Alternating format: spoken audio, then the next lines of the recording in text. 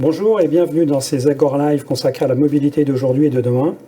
Comment en effet mieux gérer sa flotte de véhicules, sa mobilité et celle des collaborateurs, des entreprises et des collectivités? Quelles sont les nouvelles technologies dont on dispose ou qui vont arriver, les nouvelles énergies, les nouveaux services? Pour le savoir, nous recevons aujourd'hui Sophie Vergne, qui est directrice commerciale des ventes nationales au sein de la direction mobilité et nouvelles énergies de chez Total Mobility. Bonjour Sophie et merci d'être là. Bonjour Yves, merci pour votre invitation. Alors peut-être en deux mots avant de rentrer dans le vif du sujet, quelques indications sur Total Mobility, qui est une nouvelle appellation en transition par rapport à Total Fleet. D'ailleurs, c'est ce que montre le logo. Très bien, oui, c'est exactement ça. Effectivement, le nom historique, c'était GR, les cartes GR. On a changé en 2019. GR pour Grand Routier, exactement. Si je me rappelle bien. Et puis en 2019, on a voulu marquer le pas d'un changement, celui de passer finalement d'un gestionnaire de cartes à une gestionnaire de flotte de manière plus globale, d'où le nom de Total Fleet. Et en fait, on se rend compte qu'on est rattrapé par la révolution de la mobilité et que finalement, la gestion flotte est aujourd'hui dépassée et que ça s'inscrit dans quelque chose de plus large, qui est la mobilité, d'où le nom de Total Mobility. Alors, la mobilité, justement, cette mobilité, vous la définissez comment? C'est quoi son périmètre, notamment quand on est un pétrolier à l'origine? Alors aujourd'hui, pour nous, les questions autour de la mobilité, on va dire, il y a trois sujets. Il y a un premier sujet qui est une mobilité multimodale. Jusqu'à présent, la mobilité était beaucoup pour nos clients et pour tout un chacun lié au véhicule finalement. Aujourd'hui, on se rend compte qu'il n'y a plus qu'un seul moyen finalement de transport, c'est pas seulement la voiture, mais ça va être multiforme, multimodal, voiture plus transport en commun, etc. Et donc c'est le premier aspect de cette mobilité et nos clients se posent souvent la question de est-ce que si je dois remplacer un véhicule, je dois vraiment le remplacer par un véhicule ou par autre chose? Un titre mobilité, un ticket mobilité, voilà. De nouvelles questions se posent. Le deuxième axe, quelque part, de cette révolution de la mobilité, c'est le côté multi-énergie. Jusqu'à présent, le diesel et puis l'essence assuraient finalement la mobilité de l'ensemble du parc de véhicules, que ce soit un véhicule léger, utilitaire ou poids lourd. Demain, c'est plus le cas. Enfin, dès aujourd'hui, ce n'est plus le cas. Et donc, il y a des alternatives et des alternatives multiples. L'hydrogène, l'électrique, le gaz, les biocarburants. Et donc, voilà, ça c'est une autre question, un autre volet de la mobilité qu'on veut adresser. C'est pour ça que quand on était un pétrolier, on devient un énergéticien. Exactement. En fait, la façon dont on voit notre mission, c'est d'accompagner les professionnels en mobilité. Et donc, jusqu'à présent, c'est effectivement lié au pétrole. Aujourd'hui, on voit que c'est plus suffisant. Et donc, voilà, notre rôle, c'est d'accompagner quelle que soit l'énergie. Puis le troisième volet de la mobilité, c'est qu'on veut une mobilité plus responsable. On parle de verdir sa flotte, de mobilité plus responsable. Et ça, c'est aussi quelque part un nouveau volet qu'on veut adresser. Donner en toute transparence des informations sur les émissions de CO2, sur les émissions de polluants, et puis viser la neutralité carbone. C'est une de nos ambitions chez Total, d'ici 2050, d'arriver à proposer des produits qui seront neutres à nos clients. Alors, si on voulait faire une photographie je sais qu'il y a beaucoup de gens, d'entreprises, etc., ou de collectivités ont une carte Total. Aujourd'hui, si on voulait faire un petit peu la photographie, c'est des utilisés en termes d'énergie différentes. Ça se représente Alors, si on fait le mix aujourd'hui, finalement, l'essentiel, notamment chez les professionnels, qui sont les porteurs de la carte Total, je dirais c'est peut-être 98%, c'est encore du diesel. Encore, 98%. On va dire en 2020 et en ce début 2021. Maintenant, 2020, c'est aussi la première année où on voit d'autres énergies arriver et émerger. Je pense par exemple à l'essence, qui était peu utilisée finalement par les professionnels, et on voit que l'introduction de véhicules hybrides sur le marché fait que l'essence devient l'alternative à l'électrique, là en l'occurrence sur un hybride, ou la loi LOM qui impose finalement la mise en place de ZFE, et donc pour les personnes qui ont des véhicules en leasing. Alors ZFE pour les zones à faible émission. Voilà, c'est ça, exactement. Qui sont donc réglementés, interdits aux véhicules qui ont un certain niveau de critères. Exactement. Donc en fait, voilà, les premières villes ont annoncé la fin du diesel. Donc Paris l'annonce pour 2024, d'autres villes pour 2025. Et donc en 2020, on a dû équiper un de ses collaborateurs finalement d'un nouveau véhicule. Et si on prend un leasing sur 4 ans, en fait, c'est dès 2020 qu'il fallait trouver une autre énergie que le diesel. Et l'essence s'est souvent imposée. Après, les autres énergies qu'on voit émerger, il y a aussi le gaz, donc le GNV et le bio-GNV, notamment sur les véhicules utilitaires ou sur les poids lourds. C'est une alternative qui permet d'avoir une grande autonomie et donc des déplacements plus longs. Certains bus et cars aussi. Exactement. Et puis la dernière, c'est l'électrique. Mais ça, ce n'est pas une surprise, où là, on voit effectivement entre 2019 et 2020, vous avez les chiffres d'introduction de véhicules électriques sur le marché, mais ça se sent aussi dans la recharge et chez nos clients, les premiers véhicules électriques sont arrivés dès cette année. Alors celle qui pousse le plus fort, c'est l'électrique? Aujourd'hui, oui, effectivement. Alors, donc la révolution, elle va être multi-énergie, mais l'énergie qui est la plus avancée, c'est l'électrique. Pourquoi ? Parce que je pense qu'on a une sorte d'alignement des planètes. Il y a d'abord les politiques toutes les politiques ont été mises en place pour que tant les constructeurs incitent à prendre à mettre des véhicules à la route qui soient des véhicules propres, que la mise en place de zones à faible émission dont on vient de parler, ou encore d'inciter les flottes d'entreprises à introduire dans leur parc, lors des renouvellements, des véhicules propres. Donc ça, c'est la première chose qui va inciter à la transition. Ensuite, pourquoi aujourd'hui l'électrique est aligné, c'est parce que, par exemple, l'État a décidé de lancer l'objectif 100 000 bornes d'ici fin 2021. Donc on sent la volonté d'accélérer. Un certain nombre d'entreprises se sont quelque part associées à ce projet pour promouvoir. Et donc côté Total, on a pris la chose très au sérieux. Et donc aujourd'hui, on investit massivement sur ces infrastructures. Alors comment ça se traduit, vous? En manière concrète, c'est dans les stations-service sur les autoroutes, ça se passe où ces bornes de recharge? Personnellement, moi, les 100 000 à fin 2021, j'y crois pas trop. On est à peine à 30 000, mais donc... On est à 30 000. Aujourd'hui, nous, on opère déjà 10 000 bornes. On a l'objectif de doubler d'ici la fin de l'année en termes d'opération de bornes publiques.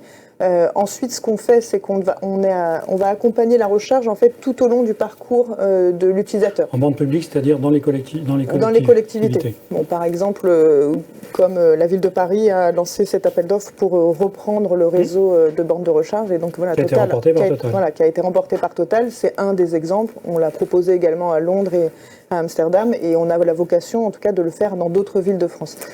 Ensuite, on accompagne donc, tout au long du chemin de la recharge, donc que ce soit à domicile. On a une offre aujourd'hui qui s'adresse aux particuliers via la filiale Total Direct Energy pour permettre à ceux qui se dotent d'un véhicule électrique finalement d'installer une borne. Exactement.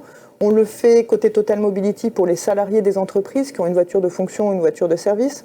On installe également des bornes en entreprise. Parce que ça va être également un lieu de recharge assez utilisé. Finalement, toute la journée, quand je suis au bureau, ma voiture peut se recharger. Et puis, on installe des choses en itinérance. Donc, on travaille notamment sur effectivement l'installation de recharge accélérée sur les voies rapides, donc que ce soit l'autoroute ou autre, où là, l'ambition, c'est d'avoir 300 stations de recharge rapide d'ici 2023 en France. Donc en gros, tous les 150 km, vous aurez de quoi faire le plein d'électricité. Et on va dire, l'idée, c'est de rester moins d'une demi-heure sur la station. On travaille également sur des hubs de recharge urbains ou périurbains. Ça, c'est notamment pour permettre aux usagers des véhicules électriques, typiquement le transport de personnes, taxi, VTC, ou la livraison au dernier kilomètre, de pouvoir continuer d'avoir finalement beaucoup de kilomètres en circulation dans ces villes, mais à faible émission, mais finalement rouler à l'électrique. Et donc là, ce qu'on propose, c'est d'installer des hubs de recharge également accélérés, parce que c'est des personnes qui doivent faire le plein en 20 minutes. Et donc là, l'objectif, c'est d'en installer une centaine de stations pour permettre l'essor de ces véhicules en ville. Alors, le réseau et le déploiement des bornes de recharge, c'est une chose. Il y a un autre problème à régler avec l'électricité pour le carburant, ce sont les tarifs, parce qu'aujourd'hui, il y a une certaine disparité. Si on recharge chez soi, on est à 0,16 centimes d'euros le kilowatt. Si on est sur des autoroutes, si on n'est pas une voiture allemande et qu'on est sur le réseau Unity, on n'a pas le droit au même tarif. C'est 0,75, ça peut être 0,35. On dit que Tesla va peut-être ouvrir à un moment ses superchargeurs à d'autres véhicules. Quand vous installez chez le particulier une wallbox, il sait combien il va payer. Là, c'est le prix de son abonnement électricité. Standard, donc c'est à peu près 0,16, il n'y a pas de souci. En revanche, quand vous parlez de superchargeurs, ça veut dire que le prix sera plus cher quand on pourra... Alors, l'idée, c'est d'avoir... on est sur un marché qui se structure, vous avez raison. Donc, la première chose, et le premier point de vigilance, c'est qu'en fait, il y a plusieurs unités pour facturer cette recharge électrique. Certains facturent au kilowattheure, c'est ce qui se rapproche finalement le plus du litre d'euros par litre, puisqu'on ne paye que pour ce qu'on met dans son véhicule. Maintenant, il y a d'autres types de bornes qui vont, elles, plutôt proposer une tarification en euros minute qui correspond plutôt à un temps de stationnement. Parce que la difficulté, c'est quand vous avez des bornes qui sont installées en ville, si la personne laisse son véhicule toute la journée, personne d'autre peut l'utiliser. Et il a peut-être fait son plein en 1 heure et puis le reste, voilà, il monopolise la borne. Et il y a des tarifications mixtes aussi. Et il y a des tarifications mixtes, et puis voilà, l'imagination n'aura pas de limite, j'en suis sûre. Mais effectivement, en tout cas, c'est une préoccupation de nos clients, puisque aujourd'hui, si on ne fait pas attention aux tarifs de recharge, on peut laisser son véhicule et se retrouver avec une facture où finalement la recharge aura coûté beaucoup plus cher qu'un plein. Donc ça, c'est un véritable enjeu. Donc nous, ce sur quoi on travaille là-dessus, c'est d'avoir un maximum de transparence. Et donc ce qu'on veut faire, c'est quelle que soit la tarification, on veut la ramener en euros kilowattheure pour essayer d'illustrer et permettre de comparer. Parce que c'est la première étape, c'est de comparer. Ensuite, dans un deuxième temps, l'objectif va être... pour un gestionnaire de la mobilité ou de flotte, pour fournir aux clients, c'est plus ça. Il faut fournir une information qui soit fiable, pas aléatoire. Et voilà. Et donc l'autre chose sur laquelle on réfléchit, ça va être de finalement donner des indications, parce que la difficulté pour les flottes, c'est que le payeur n'est pas celui qui fait son plein. Et donc il y a un petit peu l'angoisse du payeur de se dire où vont mes collaborateurs finalement pour faire leur recharge électrique, parce que voilà, à certains endroits ça coûte extrêmement cher. Et donc l'idée, ça va être d'introduire, peut-être par des notions de couleur ou autre, mais voilà les bornes pour lesquelles le tarif est raisonnable, là où il faut faire attention, et peut-être les 2 premières heures sont gratuites ou pas très chères, mais attention au-delà, et voilà, pour essayer de donner des informations pour que le porteur s'y retrouve, parce que finalement c'est lui qui, au dernier moment, a besoin de faire le plein de son véhicule et doit trouver un endroit pour se recharger, quoi. Alors on a parlé de l'essence, du diesel et puis beaucoup de l'électrique. Il y a des constructeurs qui font encore des motorisations. Alors GPL, bon ça vient le GPL. On en avait un tout à l'heure juste avant vous qui est très focusé sur l'hybride rechargeable, mais avec du flex fuel. Est-ce que ça devient anecdotique chez Total, le GPL ou flex fuel, ou est-ce que ce sont des carburants il faut en avoir, mais parce que moi je sais qu'il y a des stations là où j'habite, stations GPL et flex fuel, du E85, j'en connais pas. Alors le 85, on le pousse effectivement quand même dans de plus en plus de stations. Aujourd'hui, je crois qu'il y a à peu près 500 stations où on a de l'E85 aujourd'hui. C'est un carburant qui plaît en fait par son prix. Il permet de réduire les émissions de CO2, donc c'est un premier pas. Maintenant, ce n'est pas une alternative. Je veux dire, c'est mieux de mettre de l'E85 qu'un carburant classique en termes d'émissions de CO2, mais on veut aller, en tout cas nous, plus loin, donc soit via l'électrique, soit via le GNV, et puis demain l'hydrogène. On pense que les véritables alternatives, elles sont plutôt là. Alors justement, l'hydrogène, chez Total Mobility, puisque énergéticien, l'hydrogène, on en est où chez Total? Ça reste à l'état de projet? Il y a une véritable division? Alors, au sein de Total Mobility, aujourd'hui, on a des équipes hydrogène qui sont en train de mettre en place la stratégie hydrogène. Notre rôle d'énergéticien, on le voit comment dans la mobilité? C'est vraiment de venir aider quelque part à la mise en place d'infrastructures de recharge. Donc on travaille avec les constructeurs pour effectivement bien connaître leur politique et leur stratégie de motorisation, et puis à nous ensuite d'aller installer les infrastructures les plus, qui colleront avec le parc finalement de véhicules. Parce que l'hydrogène, ça peut alimenter, on dit ce qui est lourd et qu'elle transporte beaucoup soit de marchandises, soit de personnes, c'est-à-dire des bus, des camions, mais demain il existe déjà des voitures. Oui, il y a des flottes de taxis aussi. Donc il y a des flottes de taxis. Peut-être que demain Total fournira, je ne sais pas, à la SNCF de l'hydrogène pour ces trains à hydrogène, qu'on espère qu'ils achètent un jour à Alstom. Voilà. Non, mais aujourd'hui, on travaille sur l'hydrogène à plusieurs niveaux. Il y a une première station de recharge qui a été ouverte au Mans en mai dernier. C'était la première en France, mais on a aussi 26 stations aujourd'hui déjà ouvertes en Allemagne, qui est un peu qui est plus avancée aujourd'hui que notre filiale française dans le domaine. Et effectivement, ça, vous me faites le coup d'Air Liquide, qui dit nous, on en installe au Japon, machin partout, et puis en France, ils en mettent. Alors, en France, on attend qu'il y ait le parc automobile. Ça, maintenant, on accompagne également sur un certain nombre de projets nos clients pour des installations qu'on appelle privatives, effectivement des flottes de bus. Voilà. Donc pour l'instant, on croit plutôt, en tout cas, la technologie et le coût des piles à combustible. Et d'une station font que on pense qu'il y a un marché aujourd'hui pour les stations privatives type flotte de poids lourds, enfin pas de poids lourds mais de bus, et que c'est par contre pour que ça devienne une énergie disponible à la pompe, il y a encore un peu on a besoin d'encore un peu de temps pour progresser et faire baisser le coût des piles à combustible notamment. Les pays les plus matures, c'est l'Allemagne, l'Italie et les Pays-Bas. En tout cas, chez nous, c'est l'Allemagne, oui. C'est le pays qu'on regarde qui est le plus avancé et voilà. Donc si on veut faire refaire un état des lieux du mix énergétique à un horizon 3 ans et 5 ans, ça se positionnera comment? Qui est-ce qui gagne? Alors c'est pas aussi simple que qui remplacera le diesel. On croit beaucoup à l'usage en fait du véhicule. Donc par exemple pour les flottes de poids lourds ou de transport lourd, on pense que l'hydrogène sera une solution quel que soit finalement le trajet, qu'on soit en ville ou qu'on fasse des trajets plus grands. L'électrique sera une bonne alternative pour la livraison au dernier kilomètre, ça nous paraît évident, donc on imagine des hubs finalement en périphérie des villes pour que derrière des véhicules électriques, type des camions électriques ou des véhicules utilitaires électriques prennent le relais pour faire les derniers kilomètres. Le gaz et le biogaz sont aussi des alternatives pour les moyennes distances ou courtes distances, mais pas à l'intérieur finalement des villes. Et puis le diesel restera avec éventuellement des biocarburants comme le HVO100, etc. Aussi une alternative pour les moyennes et longues distances.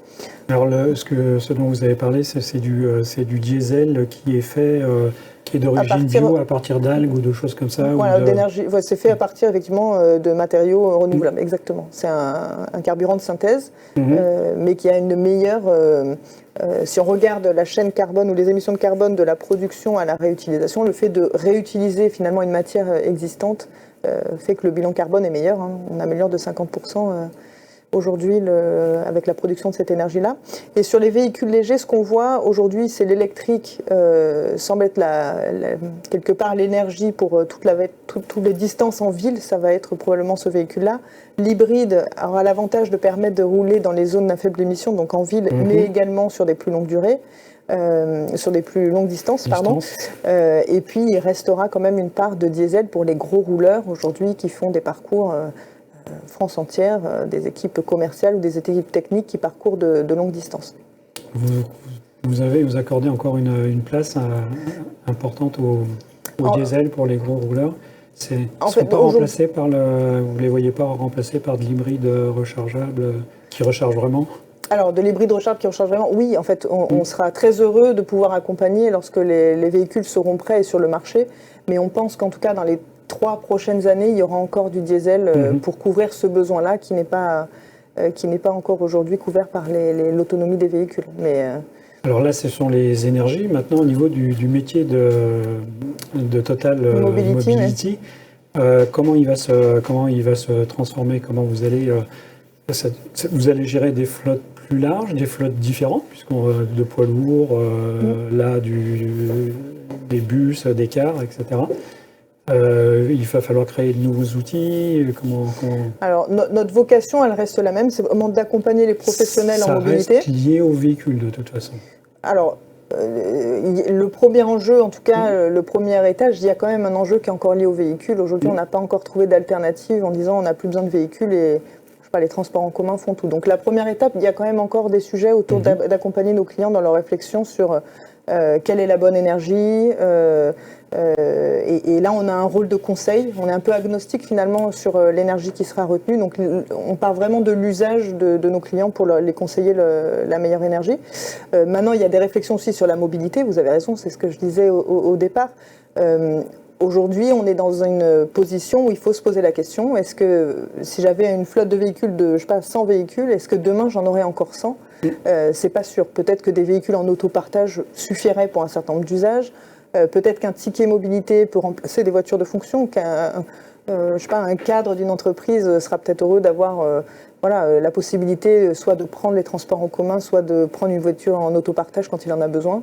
Voilà, alors donc, ça a commencé et là, à on exister parlera de la mobilité. et à se dessiner avant la fameuse histoire du Covid, mais ça a commencé effectivement. Ça commence, on attend les derniers éléments de la réglementation et il y aura des annonces en 2021 sur ces questions-là. Et une position précise de l'URSSAF sur le sujet. Voilà, ce qui est très attendu par nous tous. Sur les avantages en nature. Exactement. Voilà, donc notre métier, il va continuer d'accompagner sur la mobilité, mais effectivement, vous avez raison, pas uniquement lié aux véhicules. Finalement, après, ce sera quel que soit le moyen de se déplacer. Eh ben, on vous invitera à nouveau pour Avec en parler. grand plaisir. Nous étions donc avec Sophie Vergne, qui est directrice des ventes nationales mobilité et nouvelle énergie chez Total Mobility. On vous remercie Merci et on vous beaucoup. dit à bientôt. À bientôt, bonne Au revoir. journée.